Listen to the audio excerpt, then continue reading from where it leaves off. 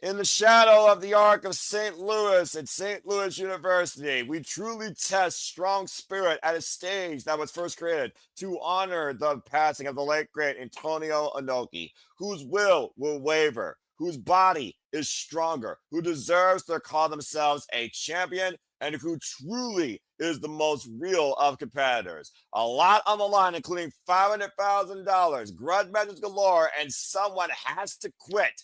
Nightmares to be unleashed as this weekend AEW brings to us Wrestle Dream from St. Louis, Missouri. And this is Simply Predicting. Welcome to the discussion. Simply put, let's go ahead and get right into things. Hello, everybody, and welcome back here once again to another edition of Simply Predicting. You know what this is? For I am the simple man of the simple brand, the voice of SRS, forever grateful for all things professional wrestling.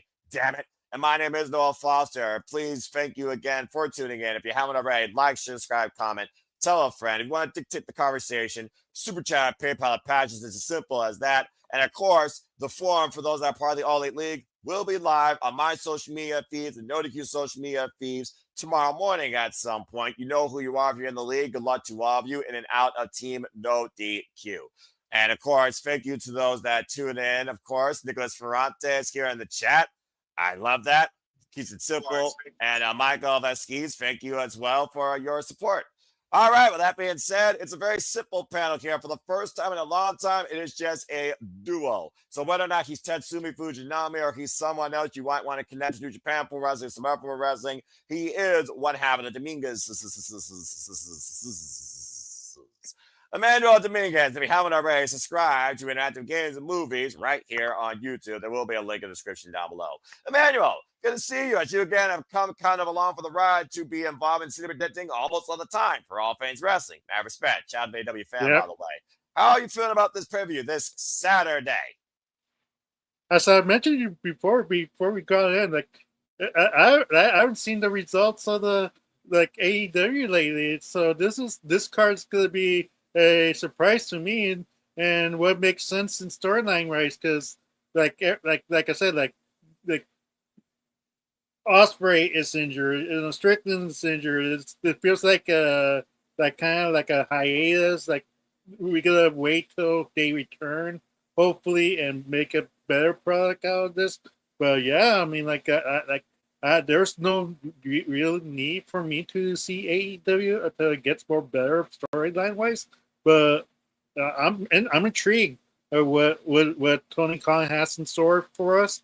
It's gonna be always a banger, no matter what lineup. What lineup it is. So it's going to be an awesome time for those wrestling fans, and hopefully, Tony Khan, don't overbook this.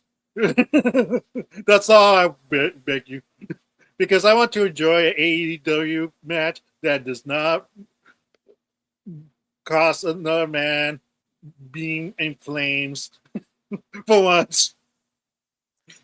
Well, you know what? Yeah, don't cut your chickens before they hatch. I'm just saying. But yeah, I appreciate that take because you know I'm all league since day zero. I love this company. The pay-per-views have been the marquee, the standard of absolute joy, passion, and fun overall for me for the entire year, if I'm being honest. In my opinion, 2025 has been one of the strongest years for AEW in recent memory. And it's good to see also Matt Helms in the chat. We're doing very well tonight. And the Renegade Wrestling, JJ Williams. What is up, my brother? Again, prayers are passions. Hope that you are doing well. But I am looking forward to this show, as always, because even a name that you don't fully understand, you'd be surprised what it can lead to. And hello to Andy Lashley Sky 6747, also in the chat. Hey. So I think without further ado, sit the predicting community, my fellow panelists, professional wrestling fans, sports entertainment enthusiasts, all elite fleet AEW fans, or curious inquirers galore. Let's get right into it. So again, folks, tonight's conversation is going to preview the entire card for Wrestle Dream.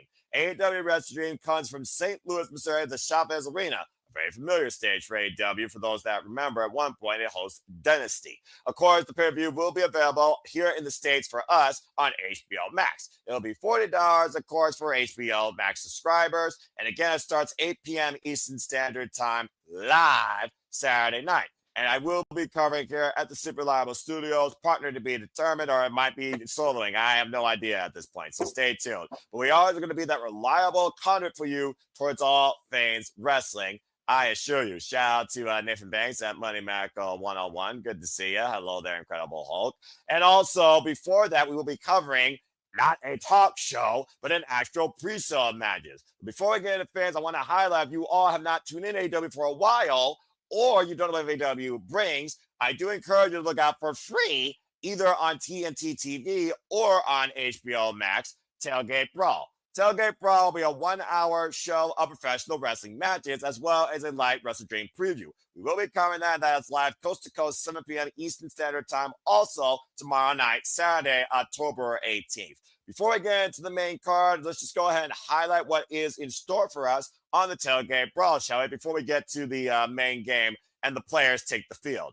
We know we're going to take flight as FTR goes once again in tag team action against Kevin Knight and Speedball Mike Bailey of Jet Speed in tag team action. The conglomeration conglomerates. First, Sweet Orange Cassidy, the Paragon, Colorado Registrar, Torisha E take on the Death Riders. Wheeler Yuta, Clark Castanelli, the Bastard Pac, and Daniel Garcia. And based on going to be one of our main events, you got one of this will be the Death Riders' final ride.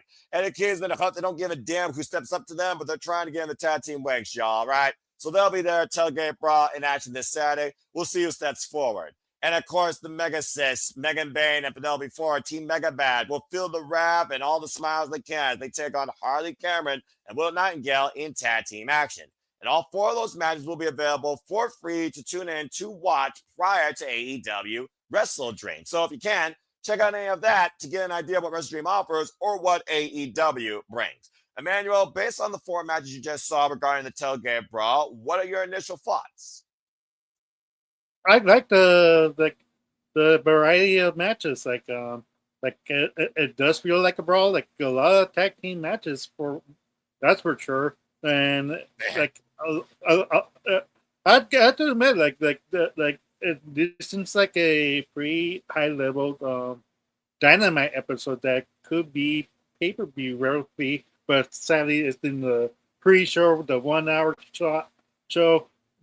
My fear is that so many matches will be cut down, but I hope they had their time and the spots in, because that's a lot of matches in 1 hour. That's really cutting it.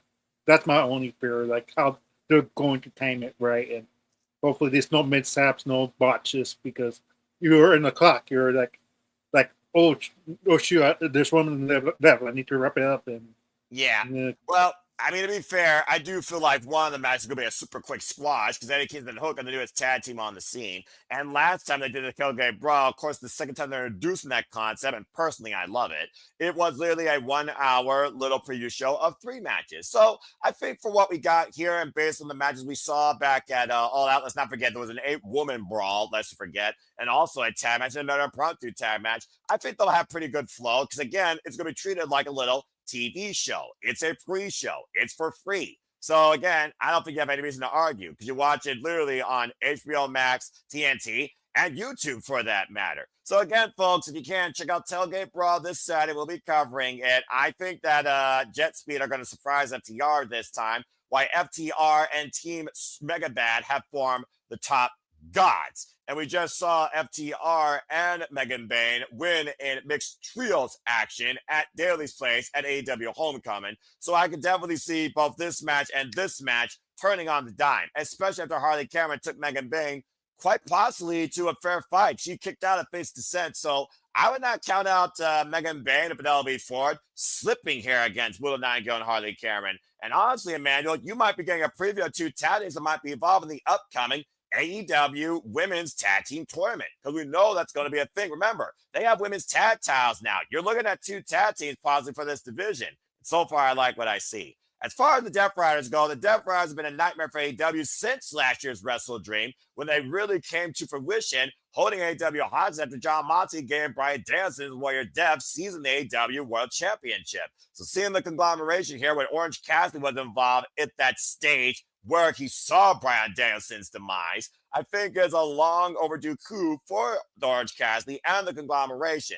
Plus, we just saw Orange Cassidy and Kyle O'Reilly lose to the Death Riders, literally on a collision. So again, I think a little bit of 50-50 bullying is going to be involved. What I'm most curious about is what tag team's going to step up. I'll tell you right now, it's not going to be the Acclaim. They're unacclaimed. Max Caster and Anthony Bowens refuse to work together, quote unquote, because neither man right now can get out of their own egos. So I'm very curious to see who steps forward to Eddie Kingston and Hook, wins the primary if it's enhancement talent. But overall, I'm looking forward to the tailgate, bro. And I think it's going to be a fun little hour of professional wrestling, free pay-per-view action.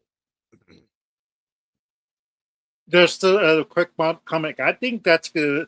It's the sneak preview. It depends on how the tag team match performs.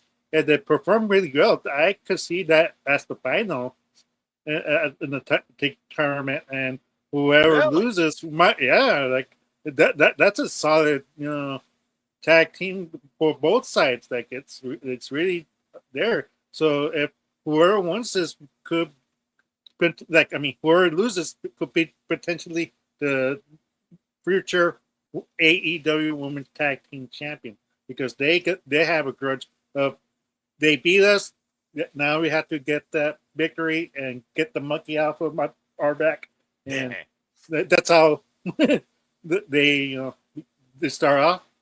That's fair. Well, let's not count out the Sisters of Sin, Sky Blue and Julia Hart, as well as Ty Jade, the original AEW women's tag team duo, also in this company. But I do see your point. So again, folks, that's Tailgate Brawl. So what are your thoughts regarding all four of these matches? Let us know in the comments. Get your predictions out there real quick. Do you think it leads to title implications for any of the teams, any of the individuals here? Are we witnessing the Death Riders' final ride before Jon Moxley's last time, dare we say? Let your thoughts be known as we go through this card. But again, that's Tailgate Brawl, and I encourage you, check it out. It's for free on YouTube, TNT, and again, HBO Max. With that being said, that is pre-show action concluded. So why don't we go ahead and get right now into the real point of all of this action. And JJ with a quick thought. JJ said Willow should be on the main card. In a way, JJ, I kind of do wish that this tap out was on the main card, but considering we got 8 matches, why people are talking about what Emmanuel talking about overbooking, there's only 8 matches, folks, on this main pay-per-view card. I'm just saying, it's single digits and it's not even 9. Let's give the man a break. And again, you can't feature everybody on a pay-per-view, for Pete's sake, JJ. All right? Daggum.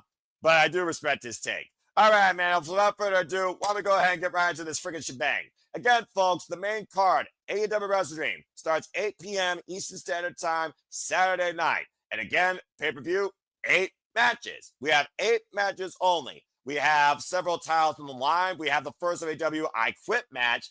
And since I can remember, one of the first times ever women's singles match not involving a tournament, not involving a stipulation, not involving a championship, a legit grudge, which proves AEW trying to push forward what everyone wants to see more of, storytelling. Simply put, storytelling. Because not every story needs to have a title or needs to have some sort of title implication, and not every story needs to have some damn gimmick behind it. But also, not every wrestling match needs a story either, but each of these matches, to a degree, do have a story. So we're going to kick things off with a little bit of a story of a return to tag team action and big money on the line. Place your bets and let's see who wins $500,000 in this legitimate big money tag team match. Because it's the Young Bucks, Matthew and Nicholas Jackson, taking on Jurassic Express with, you are reading that right, $500,000 on the line.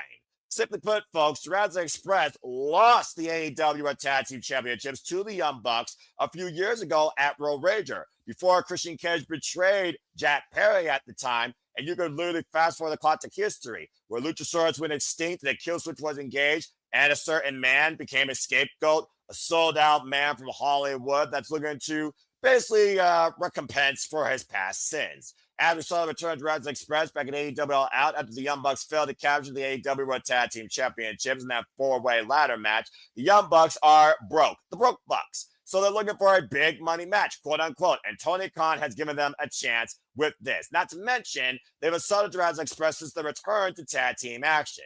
So legitimately, this is a tag team grudge renewed, as both men are looking for a bit of revenge and also a lot of money. In my opinion, the Young Bucks needed more than Jurassic Express when it comes to the money, but it doesn't mean that they're my pick.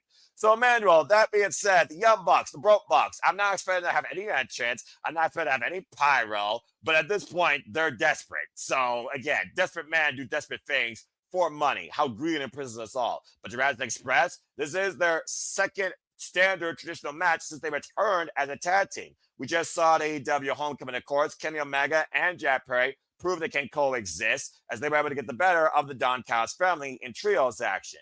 So what's your thoughts towards this? Which team do you got winning 500K and getting the better of the other? My question is, where did the Tony Khan get the $500,000? He's a billionaire, dude. I get that, but like in kayfabe, it's like why would you give $500,000 to any wrestler? If I was a wrestler in this, I was booking Wrestledream, and I want a match. Where's my $500K, Tony? I'll just be honest, Noah. You'll be questioning like, where's my $500K if you're announcing matches in AEW? I guess that's fair. I guess that's fair. You want it in the spot. So look, hey, you want a spot on the card, you get the payday, you get the winner's purse. Now you know how much the winner's purse worth, and I guess the loser gets nothing. So either way, money talks. Losers walk. Yeah. But my logic is, oh God, go ahead. That's funny. Yeah, but my logic is Jurassic Express just very keen back. They had not. I don't think they've won against the Young Bucks yet in their AEW careers. So it's time for them to get that win and for inspiring the Young Bucks into madness. Like they're losing matches. They're no longer EVPs. That's their storylines. Like they're going downhill ever since they lost their titles. So it's only a matter of time where they're eventually gonna probably go baby faces at some point, because look at Barry Corbin when it was Chief Corbin, he lost everything. And I forget what that gimmick was called. Well, he went for 250 different gimmicks, and he paid for all of them. I'm not talking about monetary wise, but continue. Yeah. But yeah, like it's one of those storylines. Like, let's see how AEW, how far down in the dumps can the Young Bucks go. I really want to see that on screen. You want to see the Young Bucks continue the demise in the freaking broke dissension. That's cruel, but I appreciate it. Yeah, I agree. The last time Jurassic Express, the Young Bucks shared a ring. It was a triple threat, I believe, at Revolution for the AEW World Tag Team Championships. And of course, Jurassic Express did win that night, but they didn't pin a buck. They pinned one half of Red Dragon. What our grave! Back when we had the Undisputed Elite, a whole different era, if I might say. So yeah, simply put, this match was like the easiest one to predict for me to think about. I had to go with Jurassic Express here. You're freaking kidding me. Then again, like I said, Bucks do desperate things. But at this point, who really cares? The Young Bucks win. I do find interesting, though, that Kenny Omega and the Young Bucks were face-to-face wanting, what the hell are you doing? So again, Kenny Omega did not forget his history with his former elite brethren that looked like at New Japan Pro Wrestling.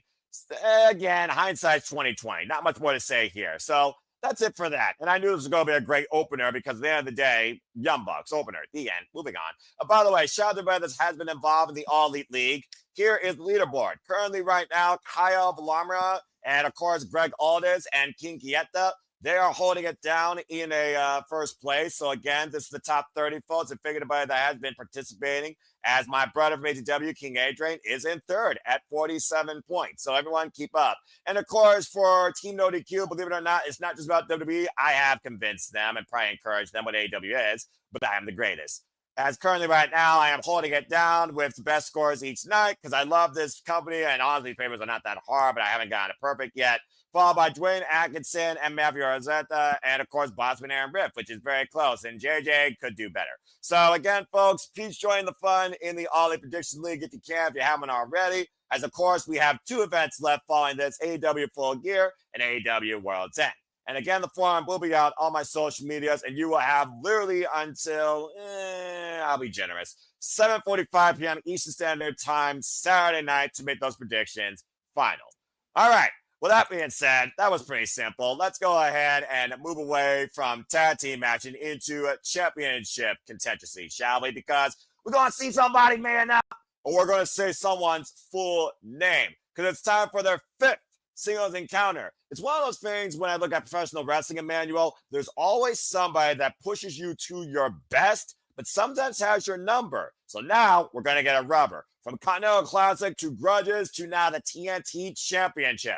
Let's talk about the Protostar Kyle Fletcher versus Mark Briscoe 5 at Wrestledream for the TNT title. Mark Briscoe, who's been hell-bent on getting this TNT championship from the Protostar, originally tried to get a chance for this title against Kenoto Takeshita after MJF ruined it. But now that Mark Briscoe put MJF behind him and MJF went to go figure out himself, Mark Briscoe has been hell-bent on getting the TNT title, saying that is his destiny. And after the Don Callis family engaged El Clon to take out Hologram of the conglomeration, Mark Briscoe is also coming in here for revenge. We just saw an AEW homecoming collision, Kyle Fletcher and Mark Briscoe involved in that trios match, and both men ended up brawling to the backstage area, while, of course, Brodito was able to get the better of Lance Archer and Rock Romero. We'll talk more about them later. As I said, this is their 5th encounter. They have shared wins and losses in and out of not only the Owen Hart Foundation tournament at previous pay-per-view AEW Dynasty, they have also shared a win and loss at the Continental Classic. In fact, Mark Briscoe was the undoing of Kyle Fletcher's undefeated streak in last year's Continental Classic, and that tournament, folks, is coming back again this year. The Protostar, though, has been a whole different level this year, though, Emmanuel, since winning the TNT title from Dustin Rhodes, with wins over Tomohiro Ishii, Hiromu Takahashi, as well as numerous others, including the Battle of Kyle's, Kyle O'Reilly. In fact, he's coming off a successful defense at AEW Title Tuesday. So, again, it's hard to bet against the Protostar at this point, who, in my opinion, is one of the leaders of the future for AEW, as he looks to hold down to become the greatest TNT champion of all time. That's his legacy that he's forging. But again, Mark Briscoe, he's looking for that destiny, and he has yet to hold gold in AEW. So what do you think about this singles grudge match for the TNT Championship? And they're 2-2, by the way. Yeah, I kind of torn in this match, to be honest, because it'd be poetic if Mark Briscoe finally gets the title finally after so many years of AEW. But I don't see it. Like my brain's telling me that Kyle Fletcher is the future. Unfortunately, Mark Briscoe's up there. Like, I'm not sure how long he's going to keep wrestling. Maybe to up to his 50s. I'm not sure. I don't know how his body is holding up, to be honest. But something tells me Tony Khan is going to try to make sure that Kyle Fletcher defends his title with great prestige and make him a standout star. That way, once he drops the title, when he goes for the main title for the AEW Championship, everybody believes it. Everybody want to go behind him. So I think Kyle Fletcher, probably by cheating, will sneak out the victory. Okay.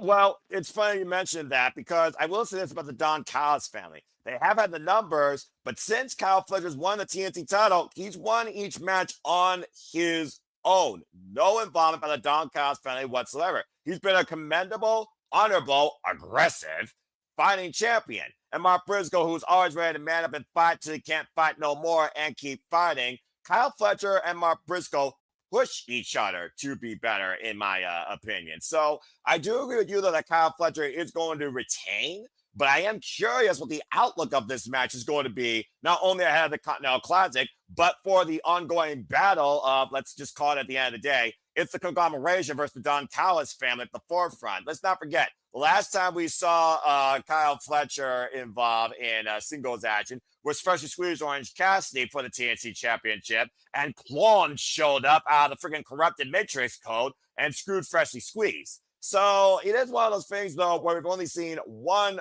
possible interference spot since Kyle Fletcher's been the TNT champion, that maybe Don Callis might feel a little desperate and think that's needed and might engage a Clone again. To your point also, we saw Kyle Fletcher challenge for the AEW Championship for the first time ever, AEW out, commendable effort, but it was not his time. So I do think that he is a future WWE champion, but for now, he might be the strongest foundation we've seen for the TNT Championship since, God forbid, who was the last one that had the TNT Championship for a long duration? Miro, Darby Allin's first run, Cody Rhodes, the inaugural champion. I mean, it's been hard finding a concrete face of TNT. Christian Cage, when he held it hostage, I'll give credit where credit's due, held it for a period of time. Derek Garcia was a fine champion. But I think Kyle Fletcher could really take this title far and probably become the longest TNT champion in this company's existence. So I agree with you. I think the Protostar is going to retain too.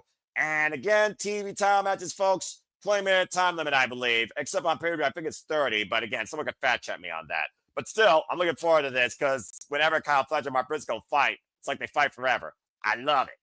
All right. With that being said, nice and simply put, let's go ahead. I don't think Mark Briscoe and Kyle Fletcher are going to get hurt, but they hurt people. They hurt people.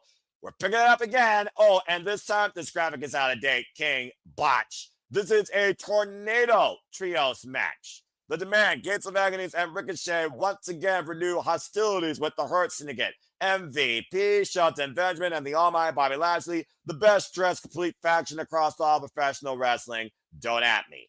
Straight up, we've seen the history of Ricochet and MVP unfold here in AEW after Ricochet was punked out like a little spoiled kid being a kiss ass. Since then, Ricochet decided to get a couple of men to be in his corner, and they call themselves Demand. When you command respect, you demand everything. We've already seen in trios action, literally back at AEW All Out, it was the Demand that got the better of the Hurt Syndicate in traditional trios action. But we also saw in a fight, a ridiculous street fight that was freaking awesome, back at AEW Homecoming Daily's Place Dynamite, it was the Hurt Syndicate that yeeted Ricochet through a freaking table in the corner, good God almighty, and Bobby Lashley in a $1,000 suit kicked their ass. And it was MVP on the 24th, I believe, anniversary, I think, of his wrestling career, beat Ricochet in a fight, and Ricochet as a man got humbled by the Hurt Syndicate. So, technically speaking, when you look at these two trios, they're 1-1. This is a rubber, and now it's Tornado. Tags doesn't matter. All hell breaks loose. We just saw the Gates of Agony get the first ever tag win over the Hurt Syndicate in tag team match. The first time the Hurt Syndicate's been pinned as a duo. Of course, talking about Bobby Lashley and Shelton Benjamin. This past, of course, Homecoming Dynamite when Ricochet, like a bat of hell, shot a spirit gun behind the referee's back. But it's also one of those things where I look at this being not a fight, but as Tornado, it's kind of a hybrid when you look at the history of the Hurt Syndicate and the Demand, where it's rubber, but I could see it go either way. It comes down to this. What is the future of either of these two sides? We've already seen the Gates of Agony challenge for the tag titles. We have not seen the Demand challenge for the trios titles. And Hurt Syndicate to be out for either trios championships or be as singles. And Lord knows MVP's knees are not like a fresh spring daisy here. I don't know how many more matches MVP has left per se. One more time, though, we're getting on top of as Porter from the 305, don the boots and tights. But it isn't the last time for the Playmaker. That being said, Emmanuel, let's go balling. Who you got winning this Trios Tornado tag match? The Hurt Syndicate or the Demand? Ricochet and the Gates of Agony. Oh, hopefully this is not a Bismarck Man 50-50 booking or WWE booking. I have to go with the Demand for the win because MVP is really like you said, like I don't know how many matches he has left. And this is a good opportunity if he costs the Hurt Syndicate the match. That way they kick him out and he could retire peacefully. He doesn't really could be wrestling anymore. He could just be the mouthpiece. I don't know if he wants to be the mouthpiece as much as possible in AEW. That's what he does best. But yeah, I mean, like I'm not sure where the direction of the Hurt Syndicate is going at this point. I'm not sure if Tony Khan feels like it runs its course. That's why they lost their momentum per se. So I think the Demand needs to have this victory. That way, MVP is going to be taking the fall. I had this feeling. So you're figuring it's going to be similar to AEW All Out, where MVP is the fall guy once again, even though all hell is going to break loose here and tags don't matter. You think the same result's going to happen with MVP being the fall person here again? Yeah. Yes, I don't know, man. Well, this is why I love City Predictions. This is why I love professional wrestling. Guess what, folks? For the first time tonight, Emmanuel, I disagree with you. I think the Hurt Syndicate is going to get the better in this trios affair in their trilogy. Let's not forget, Ricochet and the Gates of Added Demand cost the Hurt Syndicate impromptly the AEW Tag Team Championships at Forbidden Door. That's when this thing truly escalated and the Demand was born. We've already seen the Demand get the better of the Hurt Syndicate in trios action, and then we got a street fight. They're 1-1. But I also look at who has more to offer. I think about here at the end of the day, if the Hurt Syndicate wants to move away from the Demand, they need to get the victory from them. They don't necessarily have to continue as a trio, but I do think they need to find a new story, a new rivalry. I think they need to find a new business plan. As far as Ricochet and the Gates of Agony, it's the Obnoxious Heel faction. They're going to make sure they demand your attention. They command your respect. Whether you like them or not, Ricochet is that annoying gnat, more annoying than Big Stoke, that's going to find a way to make himself part of the conversation. And again, we just saw the Ops still hold the Trios Championships, by the way, against Los Fashion League of Nobles. So again, don't count out Demand going after that, regardless of win or loss here. But I think the Hurt Syndicate is actually going to get the win here and maybe boost themselves back towards either tag title contention or even prepare themselves for the Continental Classic. Again, the Continental Classic is going to kick off after Full Gear. Last year, we saw Shelton Benjamin involved. This year, I want to see Bobby Lashley run roughshod. We've already gotten teasers of that meat match that we haven't had a decisive winner either with Toa Leona and Bobby Lashley. So at the end of the day, I think the Hurt Syndicate is going to finally close the book on this business arrangement with the Demand and get the win. I got the Hurt Syndicate going over here, and I do like the fact you did that callback with All Out because it was MVP whose needs were exposed and exploited by Ricochet and the Man to get the win at All Out. If Ricochet goes after that again, I think MVP scouts that, gets the better of him, and I think MVP pins Ricochet to close the book on this. That's why I'm going with the Hurt Syndicate here. Real quick, Noah, you have to remember that even though MJF is in hiatus, he might cost the Hurt Syndicate the match. They're the ones who kicked him out of the Hurt Syndicate. We haven't had a resolution from this storyline yet. So, and his honeymoon's pretty much over. So, I think it's it'll make sense that if MJF takes maybe interferes in this match, because if not, then what's the point of MJF even during the Hurt Syndicate if he's not gonna feud with them? So, well, it's also one of those things that I do wonder, do you pick that up now? Do you pick that up next year? How long does it take for MJF to find exactly who he is again? And to your point, he damn sure made it personal with Bob. And even though he doesn't have the AEW World Championship, next time Bobby Lashley sees him, it'll be anything but business, title or no title. So you do bring up an interesting idea of MJF returning here and screwing the Hurt Syndicate. But I just don't see that happening yet. So for now, I'm going to say the Hurt Syndicate moves forward to new business. But I do think you are onto something there with MJF not being done with them by a long shot. But I think it's time for them to move on from the Demand. I think the Demand has ran its course in this business plan. Hurt Syndicate for the win. All right. Well, that being said, that was fun to talk about. Now let's go ahead and talk about a fun tag title match. I was talking about cause and effect. Tag title implications maybe being involved here. Again, the Hurt Syndicate never were pinned when they lost the tag team championships. I'm just saying. But can these two coexist? Bitch. Let's talk about the AEW Tag Team Championship match that's now booked. Brodito. Of course, they bring up on their world champion Bandito and Brody King. They, of course, defend the AEW Tag Team Championships against, you are looking at that right, folks, the brand new IWGP World Heavyweight Champion, the Alpha Kanote Takeshita, and the reigning and defending AEW Unified Champion, the Red Mecca, Kazuchika Okada.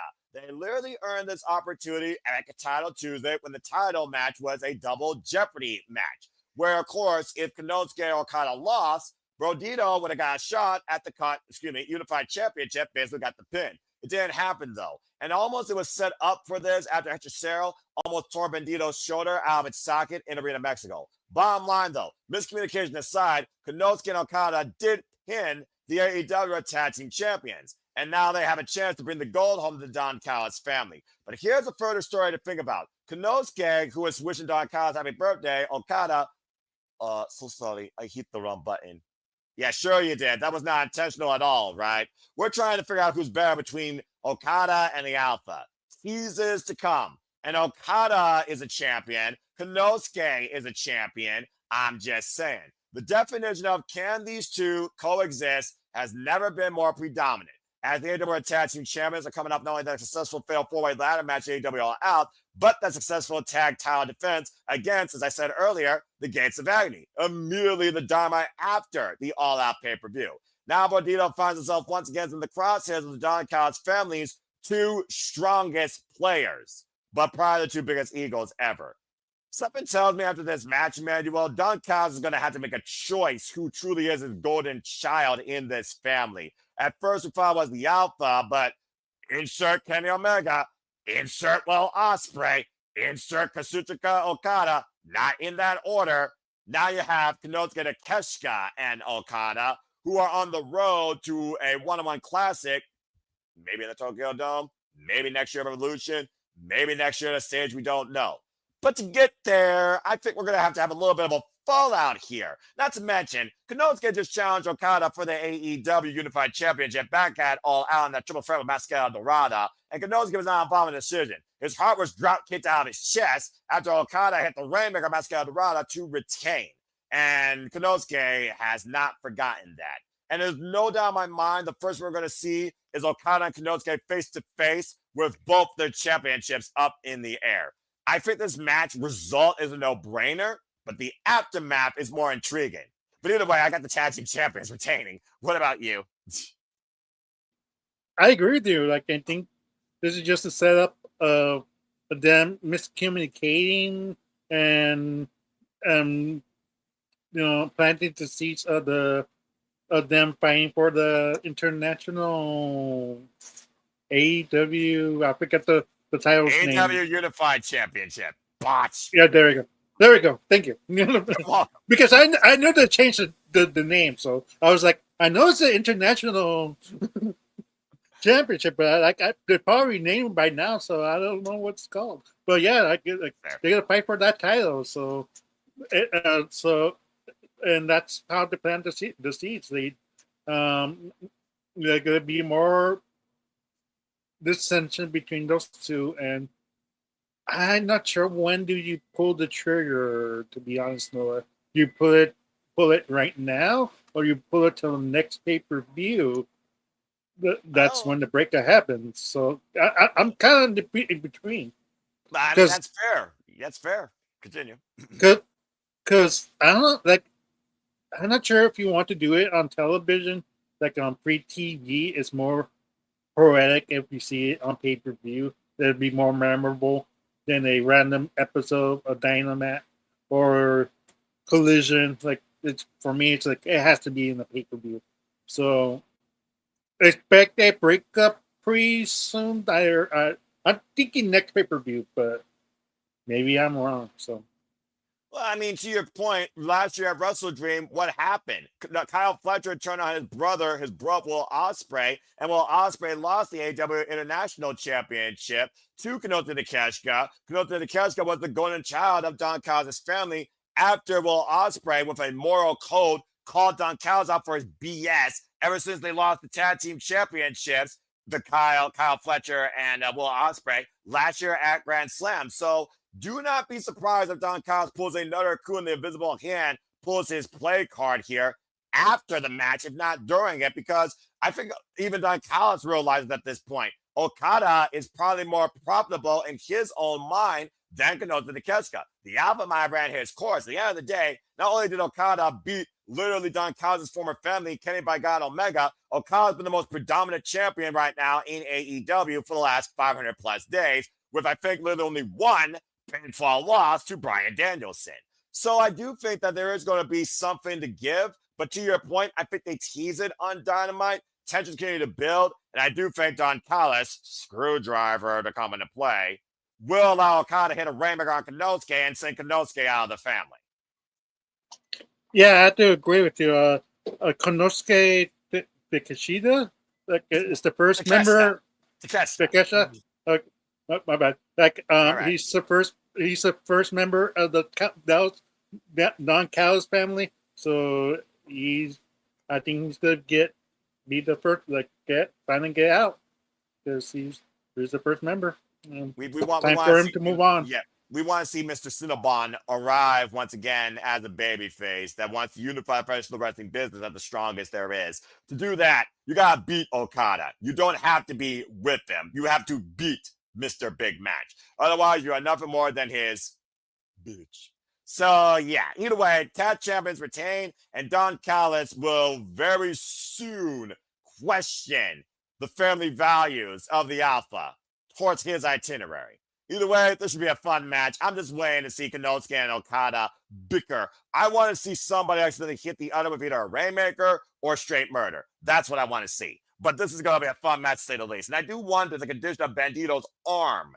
And again, is this Don Callis' last chance to go after Bandito's $1 World Championship? Or could we be setting up something maybe towards Final Battle? Again, there's more things here that meets the eye. Just saying. All right.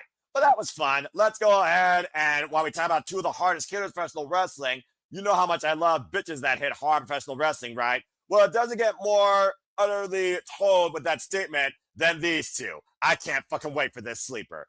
Thekla goes one-on-one for the first time ever against, I'm a hater, Jamie Hayter. I've been waiting for this match for a long fucking time. Of course, Jamie Hayter was a finalist in the Women's Owen Hart Foundation tournament, took on Mercedes Moné for that championship, and unfortunately lost. The day after Double or Nothing, the Toxic Spider arrived and ushered in her madness in AEW, clocking Jamie Hayter and putting her out indefinitely. It wasn't until Forbidden Door that Jamie Hayter returned to try to take the head off Thekla with some Haterade as the Triangle of Madness was born with Julia Hart and Sky Blue prior to that. Since then, Jamie Hayter, Sky Blue, Julia Hart, Queen Amina, and Thekla. Things truly escalated though after Jamie Hayter decked freaking Julia Hart in a singles match, picking up that rivalry and winning the who got involved after the fact. And of course, this led to Jamie Hayter giving 3 words that she had epiphany towards finishing things out with these bitches. Blood and guts! Of course, we have Blood and Guts coming up next month, November 12th, with the women for the first time ever. God help this division. I love this freaking division. And we also just saw Jamie Hayter beat Sky Blue one-on-one, literally at AEW Homecoming Collision. As Thekla said, you know why I picked you? You were just a target at the time. You were just there. You were just a coincidence. But here, I want you to impress me. I'll tell you one thing, someone's going to leave an impression on the other quite physically, by the way, and I can't wait to see who. So bottom line, does Jamie Hayter hit harder than Thekla's toxicity and madness that's been running roughshod here in All Elite Wrestling? And who picks up a little bit of momentum ahead of Blood and Guts? Might I add, Thekla and the Triangle of Madness technically have not accepted that Blood and Guts offer, but every chance they've gotten, they have assaulted Jamie Hayter and Queen Amina backstage, and vice versa. And don't count out the Sisters of Sin, Sky Blue and Julia Hart or Queen Amina showing up here and not getting involved. Again, like I said, this is special. For the first time ever in a long time in AEW history, we have a women's singles grudge match. Pure and simple, based on pure animosity. No gimmick, no championship, no tournament eliminator implications. The last time I recall something like this happening, I think, was literally Saraya versus Steinberger DMD at Full Gear literally 3 years ago. So that goes to show that, again, you don't need a stipulation to have a great match at a wrestling pay-per-view. Learn something, business. So, Emmanuel, it's the first time ever one-on-one, and again, both women, former Stardom competitors, never have met each other one-on-one in the ring. It's the first time ever one-on-one encounter, with Blood and Guts looming, and Jamie Hayter, who, by the way, if y'all did not go watch Jamie Hayter's interview with Denise Salcedo, highly encourage you to. Loved it. Great, wholesome conversation. Jamie Hayter right now is just wanting to hit everybody hard, finding herself, getting comfortable again in the ring with who she is, and also getting back to where she was. And let's not forget, by the way, Emmanuel, Jamie Hayter and Thekla are also involved in the Fatal 4-Way at the AEW Out Preview for the Women's World Championship, and both women took each other out of the equation. So who you got winning this first ever singles grudge match ahead of their collision course for Blood and Guts? To be honest, Noah, this is the first time I go to see Thekla fight. I've never seen her fight before. I know what Jamie Hater provides, but it makes sense at the new woman in the block in AEW. Tekla gets the victory. It's her first pay per view. I'm thinking is it her first pay per view or did she? Singles This match, is the last yes. one. Singles match, Okay, yes. okay. Remember, last time it all out, they were involved in the Fatal 4 Women's Championship, but you're right. Singles match. And to your point, Thekla has yet to be pinned or submitted in AEW. Yeah. So like a loss for Jamie Hayter doesn't really affect her as much, to be honest. She's in the she wins some to lose some. She doesn't get hurt if she gets the pin, she eats the pin or gets the submission. So I'm going for Tekla for the win in this one. Okay, that's fair. Well, again, this is where usually one prediction bites me in the ass because every prediction show that I've done for AEW, I missed the pay-per-view card by one match because sometimes I think with my heart versus my mind. And I'm torn here because blood and guts, absolute hell is going to be unleashed. You don't know what to expect. Even Jamie Hayter right now is fearful of what the fuck we're going to do to each other inside that cage surrounding those two rings. But again, that's November 12th. But you got to consider whoever comes out of here the victor has to go into blood and guts, possibly your decider to be the fall people. And again, blood and guts is team based, all right? It's not going to come down to like a singles competitor. But I do wonder, with this being the first time, how much does this escalate towards both women's pursuits in becoming an AEW Women's World Champion? As Thekla says, I'm not done with neither of you bitches. Talking about Chris Statlander and Thomas Tony Storm, my main event per se. And of course, she's saying she's not going to stop until this entire division is toxic. But to your point, I watched Thekla during her run in Stardom, where she literally got fired assaulting the president. But I also saw her entire run so far in AEW against Queen Aminata, Harley Cameron, you name it, and I've absolutely freaking loved it. So it's one of those things right now that I look at this match, and once again, probably going to cost me the point. I don't give a damn. I'm a hater for life. I disagree with you. I'm going with Jamie Hayter here for a couple of reasons. Jamie Hayter did say that she's looking forward to this. A one-on-one match to prove who the better woman is. But Thekla has friends, the Sisters of Sin, the Triangle of Madness, that have been a thorn in Jamie Hayter's side for the longest time since they came together. And also Queen Aminata hates spiders. I think Queen Aminata gets involved here and finally gets a little bit of revenge against Thekla, who, might I add, Thekla owes 2 victories over her in singles action. Once in a while, you don't necessarily need to win straight out on your first singles pay-per-view. She's been involved in AEW now for literally about 5 months and has already had a hell of a run and has already seamlessly transitioned to the American scene, quite literally. So I think that honestly, I think it's going to be a little bit of gang mentality here on both sides, where the numbers still favor Triangle Madness, and I think we get more of an aftermath of that after the fact, with Jamie Hayter winning. At the end of the day, she doesn't have to take Thekla's head off with Haterade. She just has to get the 3 count here. For all I know, she might get her in a small package. But I'm going with Jamie Hayter here for the win. I want Jamie Hayter to kick Thekla's ass and surprise her. What did Thekla says? Impress me. How do you impress Thekla? You shock her, giving her her first loss, pinfall in All Elite Wrestling. I'm going with Jamie Hayter. I kind of figured you would. Well, again, I have context behind my decisions, but also I am All Elite for live since day 0, and I met Jamie Hayter live in Cincinnati, so I have a warmness, fondness for her. Plus, proper Brit, I love her attire. She's the only redhead right now that I trust in this wrestling business, better than Becky Lynch. So I said what I said. So at the end of the day, Jamie Hayter, former Stardom champion, SWA Undisputed champion, not full of herself, living in the moment, fighting all the time, and again, fan of Stardom, fan of Pro Wrestling Eve. I'm going to support Jamie Hayter because I'm a hater for life. And I think Jamie Hayter is going to get a big win here. Again, she has not gotten a big win yet on pay-per-view since her return. And I think she's due for one. So I'm going with Jamie Hayter. Just saying. But I love the fact that it hasn't been just a straight up back and forth conversation. And again, this right here is going to be one of my super matches of the night. I can't wait for this.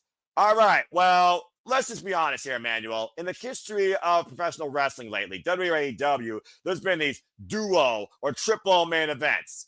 We've only got 3 matches left. Let's go ahead and get into them, shall we? Let's start with the AEW World Championship as Heyman and Page goes one-on-one against Samoa Joe. We have 3 matches left, folks, so it's time for the hat trick. as of course him and Adam Page was able to free the title from that briefcase and beat the Death Riders thanks to the assistance of the Ops. And he is not afraid to admit that. As we saw in the intense confrontation at AEW Dynamite's 6th anniversary, everything Heyman and Adam Page said about what the Ops did for him, what Heyman has been towards this championship, Samoa Joe said is absolutely true. But Samoa Joe lost himself in a way. His vendetta against the Death Riders made him forget exactly who he is. Tension arose when Samoa Joe reminded exactly the world who he is during that trios match where him and Adam Page went to the Ops aid to beat the Death Riders in trios action that night, and Samoa Joe felt disrespected. Or did he? Him and Adam Page has committed arson, was once asked to be married to, and has literally had the ups and downs galore more than anyone else in AEW. And he was the most confused in his life until he realized what Samoa Joe says. You haven't beaten me.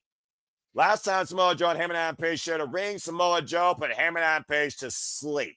AEW Revolution in 2024, might I add, in triple threat action. Samoa Joe, Heyman and Adam Page have never had a one-on-one match. It's a first ever one-on-one encounter. As Heyman and Adam Page looks to hope that Samoa Joe beats him within an inch of his life, expects nothing less, but afterwards, when he loses to the better man, he will look at him, shake his hand, and know that him and Adam Page is the champion of the fucking world. While Samoa Joe looks to prove to him that you will give the world exactly what it deserves. A real champion. Seeing him and Adam Page as nothing more but a poser. So we're going to test both these men's resolve here when it comes to who deserves to call himself a World Champion. Whereas Samoa Joe, again, he hasn't held that title since losing it to basically Swerve Strickland back at Dynasty, back literally last year. So Samoa Joe, him and Adam Page, first time ever one-on-one encounter. And this will be, of course, him and Adam Page's third defense of the AEW World Championship in his second run. It's one of those things where I look at the history of Samoa Joe and him and Adam Page, the longevity to the business, not to mention Samoa Joe, talking about how long he's been involved here, by the way, folks, 25 years. He is still the AEW Trios champion. I was really thinking that Trios championship match would give me an idea that Samoa Joe could take this from Heyman, but they retained. Not only that, afterwards, him and Adam Page and Samoa Joe did have a mutual face-to-face in the ring as Joe had the towel in his hand. Samoa Joe is probably winding down also for all we know, okay? You think about John Cena's final match is going to be in December, much to your happiness. We know AJ Styles is going to wrap up next year, and Samoa Joe, again, been going at this 25 years. The jury is out whether or not he's going to finish up here soon, and we just saw the Dudleys officially retire. I don't want to call Samoa Joe a guy that can't be world champion again, but it's just looking at the implications and how soon this is to test Heyman's resolve and give Samoa Joe that one last shine. I do think Heyman Page is going to retain. What do you think about this championship match here, Emmanuel? What do you think? I agree with you, Noah. Adam Page, the Cowboy, is going to retain it. I'm not sure, like, if it's true or not, Noah. I don't want to persuade the people who do the predictions of this panel. But I've read somewhere that Samoa Joe is considered retirement as well. So, yeah. So, like, he's going to do the AJ Styles. I think next year will be his last, from what I read, but I'm not sure if it's true. You know how people make up stuff or not. If it's true, yeah. So if it's true, then I don't see him gain the title back. He's gonna just, pull over people who want to wrestle, get some victories, some pull over people where he does best. But yeah, I mean, like, he's like Samoa Joe has done it all. He was an amazing TNA champion. I'm saying if this is in case if he is retired, he's been a great champion. He was a great champion in TNA, NXT, the Black and Gold era. We don't talk about We don't talk about the WWE run. Yeah, we don't talk about the WWE run because fuck WWE for that one. They screwed that one up. Poncho Joe, good Lord Almighty. Continue. Yeah, they screwed that one up. He should have just got the title, the Great Balls of Fire, but that's a different story. anyways, in AEW, like he got this time, like he was a great champion. He was an excellent champion. Probably top five, probably even top three. Most He of certainly was a dominant AEW. champion for the duration and made sure Strickland earned that title at Dynasty. I'll tell you that much. Continue. But yeah, he's in my top three AEW world champions, and it's gonna be telling. Yeah, it's gonna be telling if this in this match if it's a say straight up match with no interference. Adam Page is gonna retain, and I'm not sure who's gonna dethrone the Cowboy at this point of the game, but they have till next year to book whoever that person's going to be, because right now the Cowboys like the Cody Rhodes right now. He's the face of AEW, and you go if you enjoy that type of champion, then you gonna love AEW. But if you don't, this is gonna be a long road ahead, because trust me, I seen the Cena run. I did not like the Cena run. Here we go. I had to get the Cena burned there eventually, didn't you?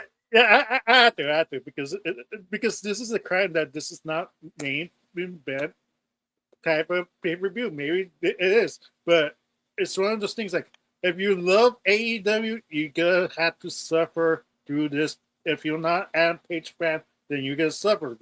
You're gonna suffer to this time because you prefer somebody else. But if you like him, you're gonna enjoy this type of run, like and everything like that. But it's gonna be telling if in the end of the match if they shake hands and everything like that. That's telling. Samoa Joe's retiring if he gets respect out of Joe. That's fair. And again, Samoa Joe is going to try and probably put the Hangman to sleep once again. That Coquina clutch is lethal, as El Jalistico learned this past Wednesday on a Dynamite Collision 3-hour go-home special. So I do get what you're saying. But yeah, Hangman Page, you talk about the journey of the Hangman through 2 years of own personal turmoil and hell. By the way, there's going to be something coming out of AEW YouTube channel here, The Good, the Bad, and the Hangman, I believe, telling the journey of the Hangman and what the man Hangman Page has. We've come to know him to be, I think, pretty soon here. Go check it out if you can, folks. But I also get him and Page breathing new life in AEW to bring the prestige back to the AEW Men's World Championship, to raise this title to the point that it is the most sought after thing, the most precious thing in this business. And right now, Hangman Page on his second run is really pushing that narrative forward. But I also look at this. My friend in AEW did show me something that someone might be ready. Last year at Wrestledream, a certain Switchblade beat Hangman Page not once, but twice, back-to-back pay-per-views. And Hangman Page and Jay White have a very tumultuous history, considering the first time they faced each other, Hangman injured him, took him out of the Owen Hart Foundation tournament. You were talking about return of MJF. This could be the return of the Switchblade that might look to once again renew hostilities with Hangman Page. So whether or not that's Hangman Page's next itinerary that could be facing him, a champion always has a target on his back. And between Will Ospreay, who had sister surgery, and who knows when he might return, Swerve Strickland, where he and of course Hangman buried the hatchet, Swerve Strickland on injury for right now, MJF and Hangman, who have defined AEW's existence since day one, as MJF not only is out to try and figure out exactly who he is, he still has a guaranteed shot for the AEW World Championship 1 week later after calling it. So there is definitely a number of targets that could be after Hangman Page in his crosshairs, and he knows that. Whether or not he has enough buckshot lariats in his revolver for all that, we have to wait and see if he gets through Samoa Joe. As far as Samoa Joe goes, the man that has defined the business for 25 years, earned when he speaks, you listen. I absolutely do agree with you. And again, when you face Samoa Joe, he tests you not only as a wrestler, he tests you as a man. And right now, I think he's testing Hangman Page for the value of him towards that AEW World Championship. And I think Hangman somehow surviving Samoa Joe will add to that. So I do think that Hangman is going to retain as well, just like you. Yeah, there's only one rant I have for you, Noah. I'm surprised that not like you know how people steal the tombstone, the sharpshooter, the fear for etc. Yeah. I'm surprised nobody has stole Samoa Joe, and the wrestler go, the nope, the nope. nope. I'm surprised more wrestlers don't do that. Like, why is Joe the only one doing that? Because I'm pretty sure if someone else did that, Samoa Joe would make them say, "Nope, don't do that again." But yeah, that is another thing. Hindsight, I didn't even think about that. But either way, this is going to be Heyman and Page's physical hell. He's in for a hard time. Good luck, cowboy. All right. With that being said, let's go into our semi-main. And fuck it, it's my show. I'm doing things my way. Don't give a damn what people think. Because if you don't like it, then you can quit. Emmanuel, God forbid, what the fuck is going to take for one of these two men who don't have "I quit" in their dictionary? Darby Allin and Jon Moxley, folks, is happening again. And this time it's the first ever "I quit" match. Let your thoughts, let your last rites, let your craziest shit come now out to fruition. Because if this is not the endgame of these two, I fear for both their lives. Jesus Christ. Let's go ahead and bring people up to speed. Folks, this story is 1 year into hopefully its finale. Last year at Grand Slam, Jon Moxley took Darby Allin's AEW Championship opportunity where he said he wasn't ready. And of course, 1 year ago at this stage, Wrestledream gave Bryan Danielson Warrior's death and seized the AEW Championship and suffocated and broken the man in front of Darby Allin. Darby Allin has not forgiven Jon Moxley, the only man he looked up to in this business when he didn't think he had a reason to live in life, despite the fact his uncle tried to kill him when he was 6 years old in a freaking car accident, now lives every day like it's truly his last. Jon Moxley was the only light he saw because he was unconventional and he was somebody that took no shit. These two have shared the ring over the AEW Championship during the pandemic, where at one point Jon Moxley said, "You could ride with me anytime." Jon Moxley says that nobody loves Darby Allin like him. No one understands Darby Allin like him. No one appreciates Darby Allin like him. It's almost one of those things where I look at that face to face in a prison, might I add, behind a bulletproof speaker glass, where Jon Moxley and Darby Allin saw themselves in each other. But Jon Moxley made something very poetic here. Darby Allin, you're not fighting me. You're fighting yourself. You're an adrenaline junkie. You're trying to prove that you're anything but mortal, fighting immortality, literally risking life and limb to live every day, to see what doesn't kill you, climbing a mountain, being thrown down flight of stairs, hit by a bus, skateboarding, being an extremist, and adrenaline for the business. I've been there. I know that. Jon Moxley has been there, and he's fought those demons and overcame them. Again, we talked about Jon Moxley's strengths. It's coming to AEW when he ushered in a paradigm shift.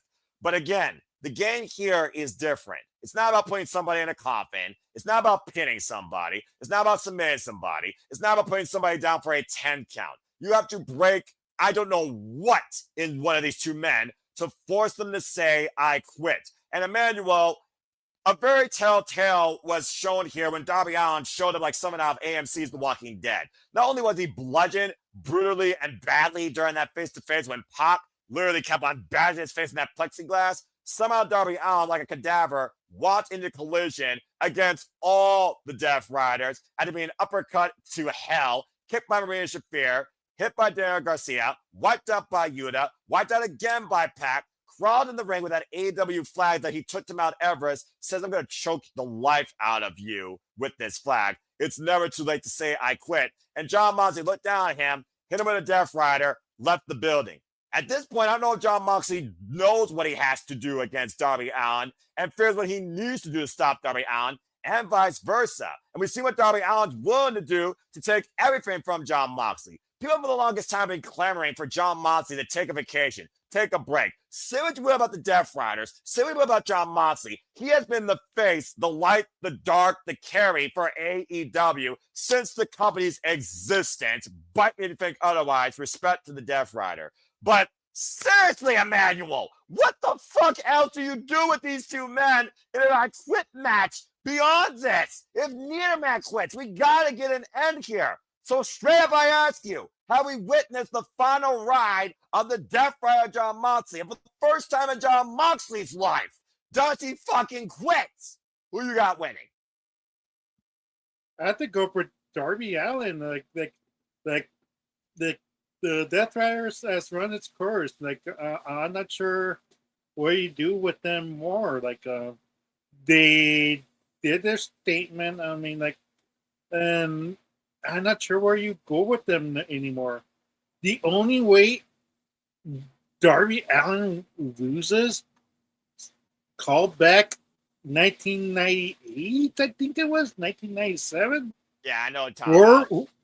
War Rumble, Mick Foley, Mankind versus The Rock, pre-recorded. I quit. I quit. The Darby Allin era. Emmanuel, John Moxley and Darby Allin are not going to show mercy to each other. There is not going to Oh, be I a know. mercy win. There's no way in hell they're doing that.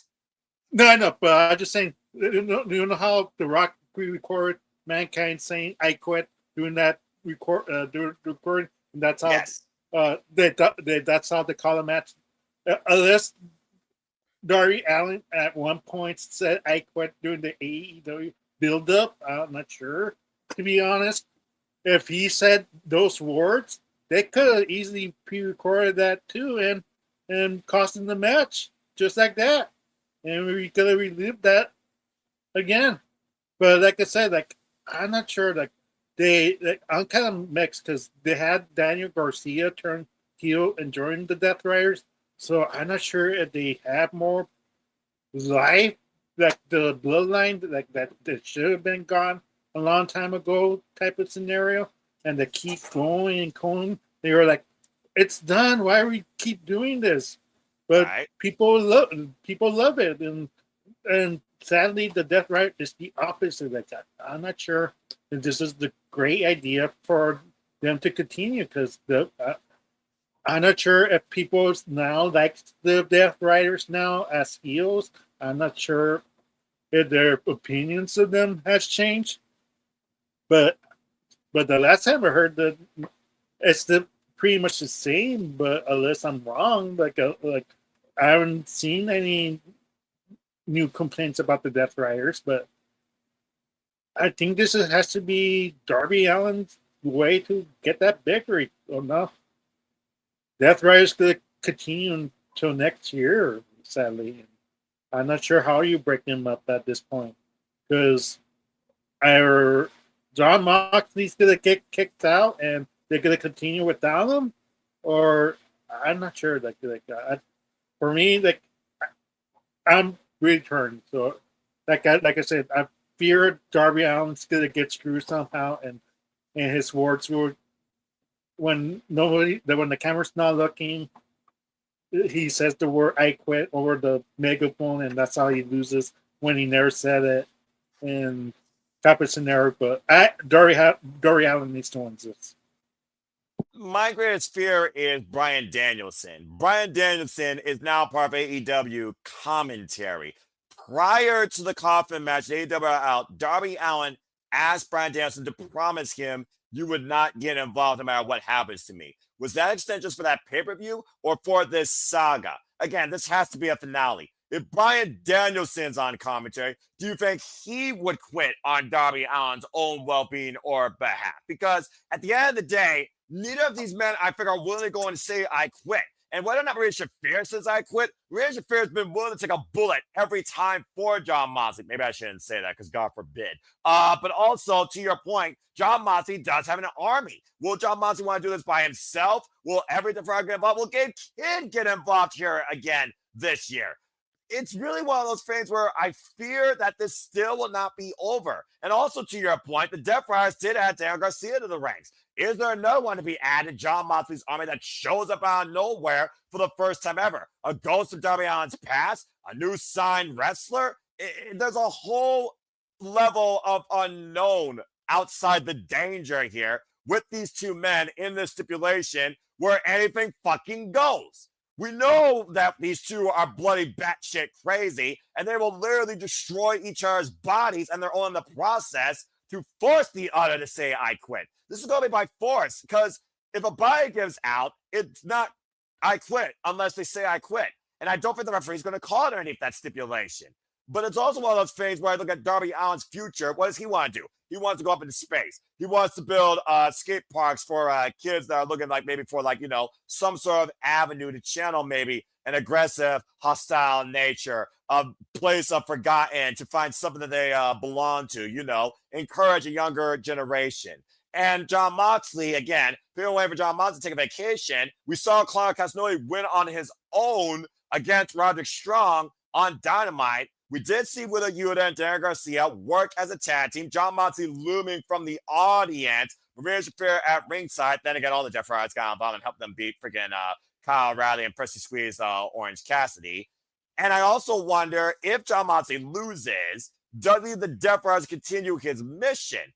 And though they ride without him going forward, does he and Shafir ride off and leave Claudio and company now to carry what John Moxley started? Because at the end of the day, what's John Moxley's whole entire business for the Death Riders? To rebuild AEW in their own violent image by wrestlers, for wrestlers, wants this place to be around for 1,000 John Moxleys, etc. Afraid of a monopoly or whatever that old word that Ash talks about. Shout out to our name friend Ash. But, oh my gosh, I've gone back and forth with this. And just seeing the fact that Darby Allin, he will be literally bludgeoned, bleeding, battered, clothesline, stomped, kicked, dropped on its fucking head, and still keep fighting. I'm almost kind of concerned for Darby Allin's own well-being and almost feel like this I Quit match could be literally John Moxley finally giving him mercy. It's one of the things, to your point, who has more longevity? Do we want to see Darby Allin go after the TNT title or the AEW World Championship? Do we want to see John Moxley and the Death Riders continue to test AEW? Because at the end of the day, what have the Death Riders been doing? Testing and pushing AEW. You got to call it for what it is. But to your point, I just think that John Moxley is ready to get the shadow away from him. And I think also Darby Allin is looking for some resolve out of this. So the best hope of that happening for both men, I think, to your point, I got to see Darby Allin somehow make John Moxley quit. Again, I have no absolute fathom idea how the fuck that's going to happen.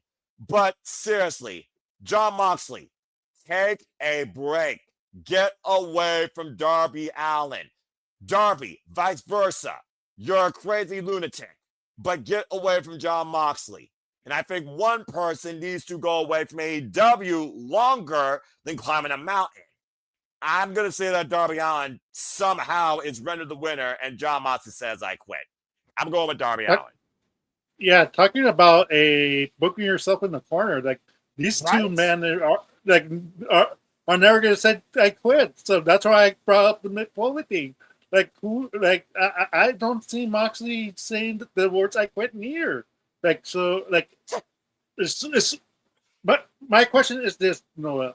I haven't seen a lot of I Quit matches before. Mm-hmm. Is it possible Daniel Bryan throws the towel and that's how the match is called off? Because Darby Allin never said I quit, but Daniel Bryan's so afraid of Darby's well-being, he throws the towel, and that's how the match is thrown. It's not that Darby Allin said I quit. It's just Daniel Bryan friendship. He's like, no, he has enough. And he quits for him. I don't think I can recall in the history of I Quit matches someone throwing in the towel for somebody to render the decision, but I have seen other people quit on other people's behalf. The most prolific statement I can remember, Lana Perusev against John Cena. But it's one of those things that, again, I would not rule it out because at the end of the day, what bridged John Moxley and Darby Allin in this year-long vendetta? Bryan Danielson's Warrior's death last year at AEW Wrestledream, when Darby Allin was duct taped to the corner, forced to watch and unable to do anything to stop it. That's what started this whole thing in the first place. Let's keep that in mind. Again, we're 1 year full circle on this saga with the three men that were involved in the forefront of it. And now they're the undoing.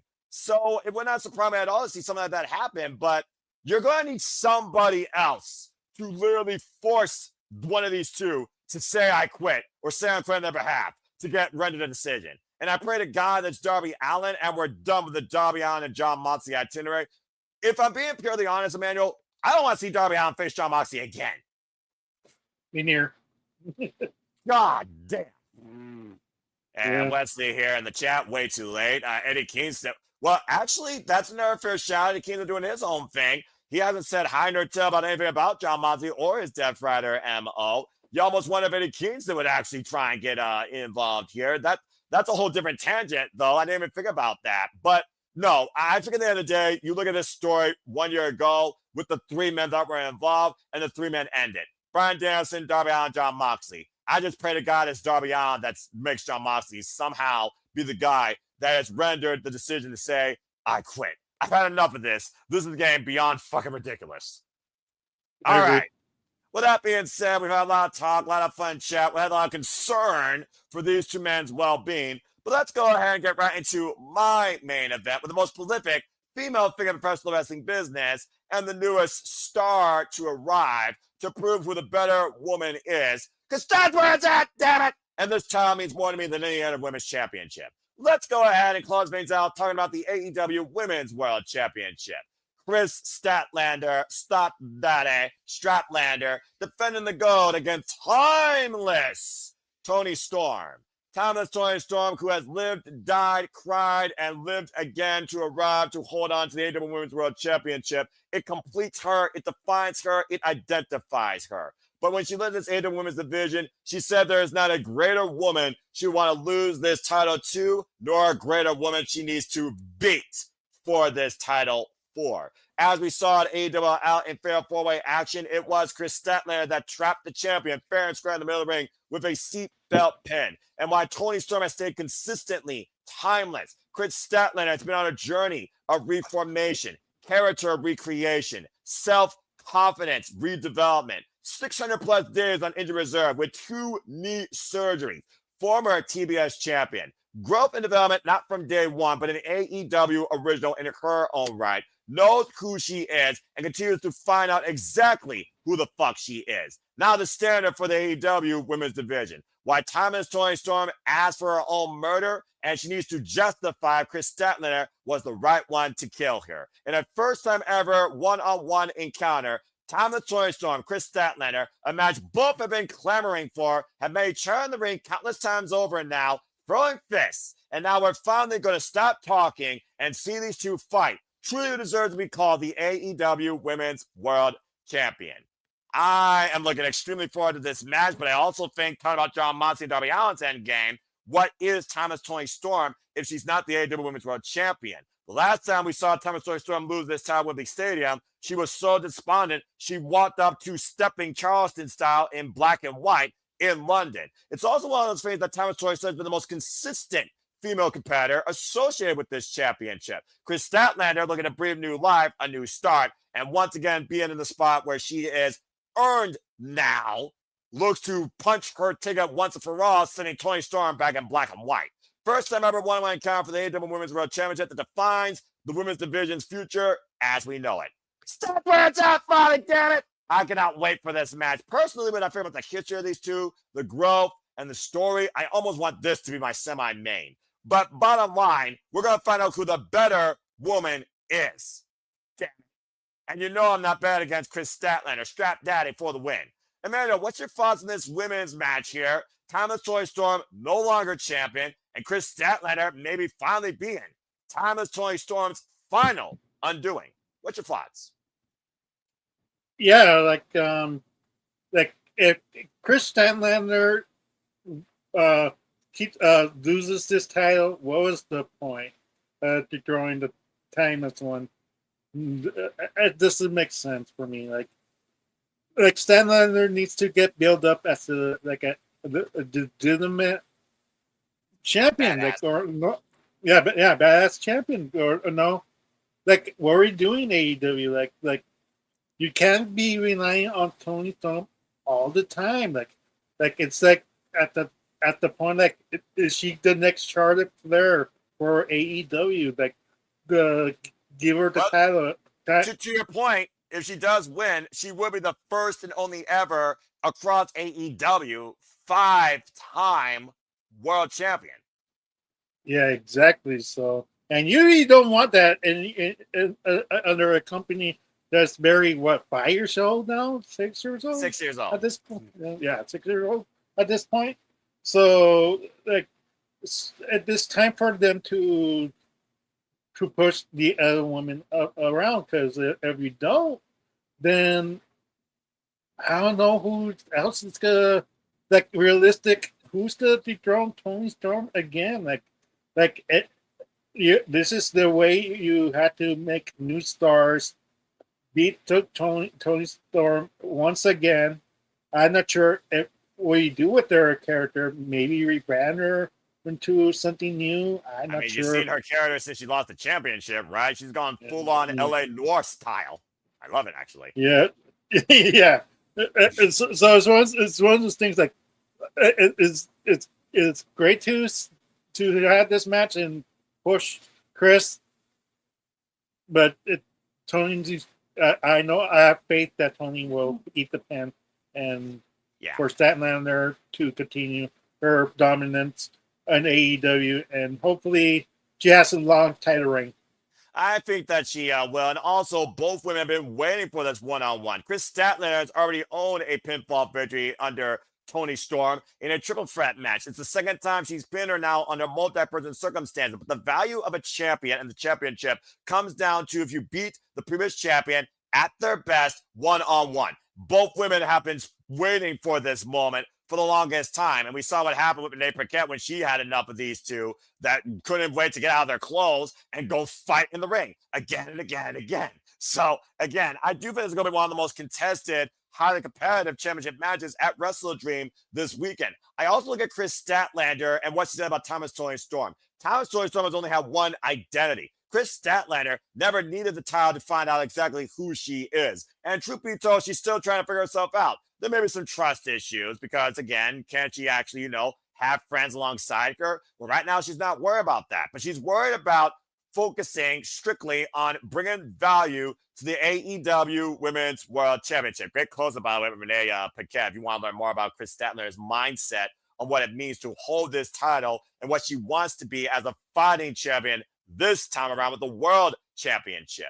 It's also one of those things, to your point, that Thomas Tony Storm has gone through the whole roster. But to Wesley's point, I don't think it's going to be Ruby Soho. I can see it being Mina Shirakawa. I can see Mina Shirakawa and Thomas Tony Storm maybe changing gears and tangling.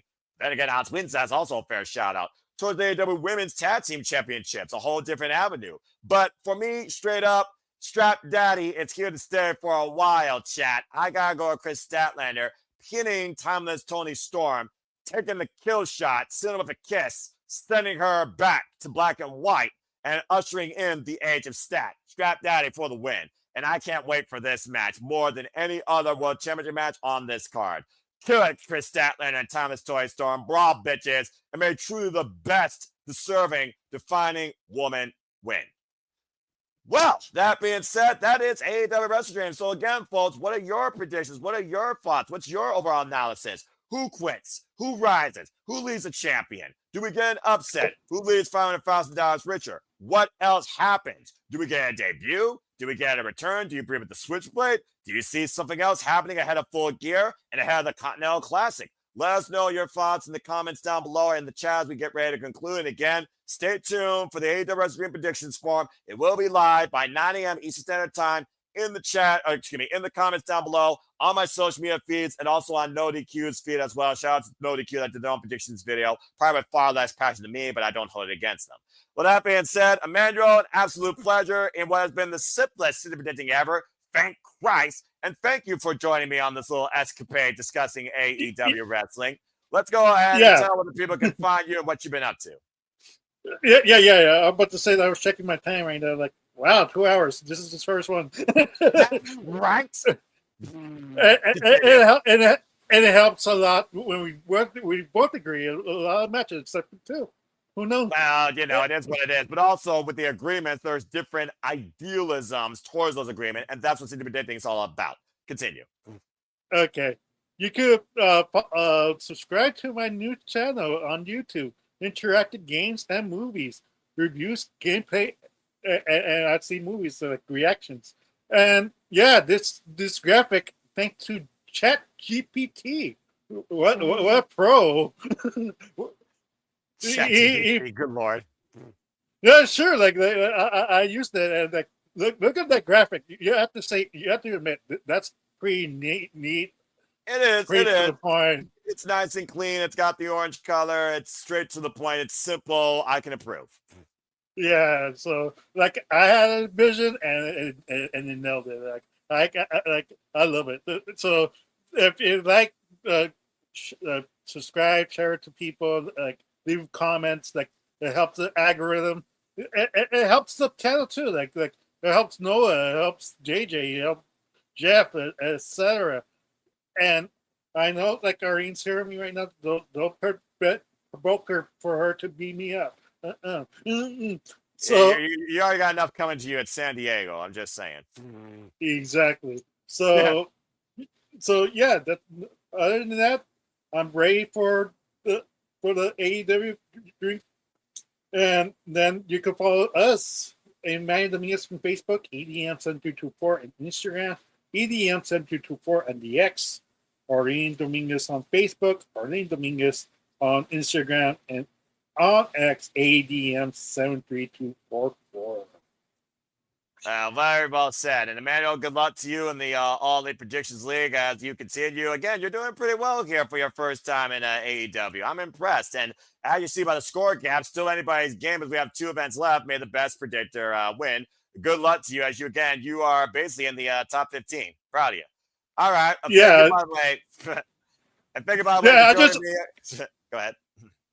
I'm about to say like I just pretty lucky because I just booked what Tony will, how he will book it. To be honest, I shouldn't be that precise, but like sometimes you have to think like the booker, like what makes sense for him, Well, but not for Triple H, not for WWE, because that's a different company, and the company TKO runs the stuff than Triple H, so it's different more harder. idealisms, different wrestling, different rosters, different itinerary, different presentations. At the end of the day, if I look at the 2, I enjoy AEW more. All right. Yeah, Well, exactly. okay. Again, that's just the passion of me as a fan. Both are all right, but AEW is where it's at with me when it comes to pay-per-views, all right? Thank you for that, Emmanuel. Again, folks, you saw across the ticker some of the channels in the Simple Labo Studios. Talk about my friends. Again, if you haven't already, subscribe to Bad for Wrestling. Me and her had a great conversation at Ash's chat. We're going to King of Pro Wrestling. Don't be a dickhead. Join Bags on me today. Subscribe to Batty for Wrestling. Again, Walter Cruz and I will be doing a simple session here in the near future, as well as taking part in further Saturday shenanigans. If you haven't already, subscribe to the Rage of Wrestling, Walter Cruz. Get it? Got it, Bueno. Get it 300 so we can get his liver on fire with some hot stuff and wings and all that fun stuff. And stay tuned, as always, the most reliable man here at the Simple Labo Studios. You got a perfect score, a crown jewel, what do you do? But I still appreciate him regardless. So follow the Ranking Wrestling JJ Williams on the X, on the social medias when you can. Kazdani Studios, Renegade, JJ Williams, Kazdani Studio on the X, RLWJJ Williams on the X. Again, the Simple Labo Studios has their own channel now, also on the X. So if you haven't already, go check it out there. Stay tuned for the Simple Labo Studios Awards. Stay tuned for upcoming watch-along schedules and the weekly Marvel Conversation Wrestling match that is the Shady Shenanigans at times, that sometimes I am put in the hot seat to moderate because I'm a glad for punishment. I help out my friends. By the way, shout out to Mercedes Monet. Not only shocked at that graphic, but shocked to see she is the longest reigning TBS champion of all time.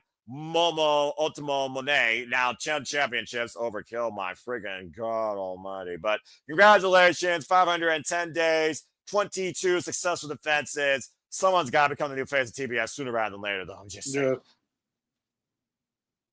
Yeah. Real quick, what? James, so you're hearing this. I have a new reel for you for the Saturday shenanigans. Like when you do the commercials. Like, what's new? What's new this new weekend? Or just Mercedes winning another championship? But the reaction was disappointment or madness, angry, because at this point, like, I don't know how many titles is left in the industry. How many titles are there in the continental? Well, I mean, there's like, I don't know how many countries. This isn't a geography lesson, so I don't know the answer to that. We'll have to stay tuned. But again, Monet owns the world. Apparently, someone has to freaking get her off her pedestal. I don't know how. Freaking talking about truly taking over the world. All right. Well, anyway, thank you for that solo note, though. And again, as I pointed out across the banners, you see the friends here at the Simba Studios. If you haven't already, subscribe to Brands of Wrestling, Armani Morphin, Pink Ranger, Dattila, talking about Power Rangers, TNA, and other forms of professional wrestling. Shout out to the Wrestling Collective, great friends at Simba Studios with James Hebert. Follow James Hebert, of course, at J Hebert's side 95. Does really cool dumb things on the internet. And follow Rock and Ropes, who just celebrated 100 episodes of Rock and Ropes with DJ. And of course, Ropesome as well. Congratulations to them.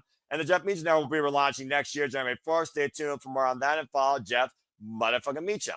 And again, if you want to find me, you can find me at Fox916 on the X and on YouTube, predicting, commentating, moderating, staying away from social media because I'm anti-social as it is. But of course, engaging for all things wrestling. Shout out to W Fam, for I am nothing more but a simple man and a lifelong fan of professional wrestling.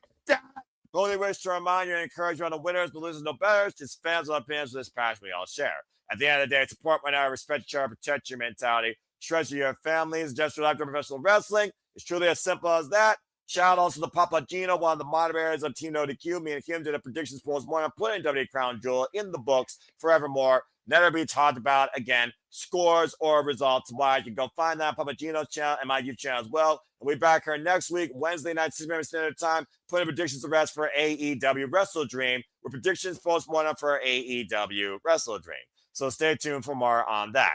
Further Cinematic.com includes but not limited to TNA Turning Point, AEW Full Gear, WWE Survivor Series San Diego, and Halloween Havoc's debatable. Because again, fuck this NXT for fucking up the X Division Championship match. I will never forgive them at Bound for Glory ruining a match of your classic. I am not covering Halloween Havoc. You'll be lucky to get City Predicting for that. Plus, I don't give a damn about Halloween. Too bad, so sad. You want it? Pay me. That being said, thank you all so much for tuning in, though, to AEW Wrestledream. Shut it, Emmanuel. AEW Wrestledream. Please like, subscribe, comment, tell a friend. Hit the subscribe button. Hit the subscribe button to know when the next video goes live on demand on any of the YouTube channels here at the Simply Reliable Studios. Hit the subscribe button, like I talked about before. I assure you the content, the creativity, the passion, the wrestling, the Simply Predicting is not letting up anytime soon.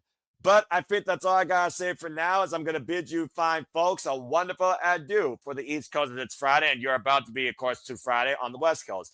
Thank you all again, once again, for tuning in to another edition of City Predicting. I appreciate your feedback, your support, your passion, your thoughts, as always. Stay tuned for the next simple session with me and Walter Cruz. Stay tuned for Saturday Shenanigans, and stay tuned for our coverage of AEW Wrestledream this weekend. Before Emmanuel Deneen gets in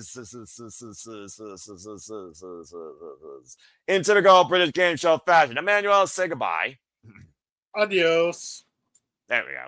And for me, it's also a goodbye too. So until Saturday night, for not only the Tailgate Brawl, but Wrestledream in full, I am the Cinnamon Noah Foster. I am your moderator for City Predicting, then, now, forever. Make a positive impact in life.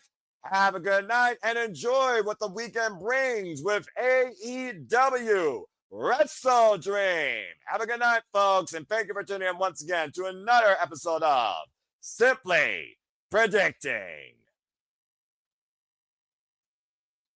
Stat and Tony are going to beat the V into each other, and I cannot wait. I know, right? I love women's professional wrestling when it hits hard, damn it. Also, I'm a hater for life. Fact, glad hater, let's fucking go. This show's going to be awesome. Oh, yeah. Yeah, I could tell already. Nothing much to